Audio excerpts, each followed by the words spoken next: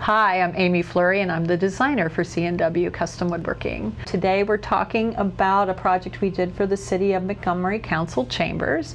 This project had 4 parts. The first part was the modesty panels for the council to sit behind, a new conference table for the council chambers, a couple of display cabinets, and then there's also a corner cabinet in a separate area. All of these items were done out of sapelli, which is what we use for mahogany now. This is the old council chamber panels, and they are, you can see they're wood with a big applied molding, and we get this lovely two-tone action going on. It's actually not horrible, but it's not great either.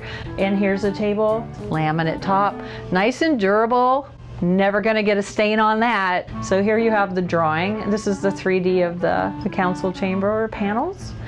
We added a section over here for the stenographer, the person who keeps the records.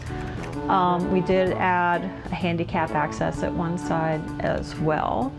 These 2 display cabinets are very nice, and they go through between these windows here. What is nice about these display cabinets is the top has glass doors and the side panels have glass, and they have lights in the top, so that's really pretty. And I think this is a really great updated look, and I feel like it's going to hold up over time.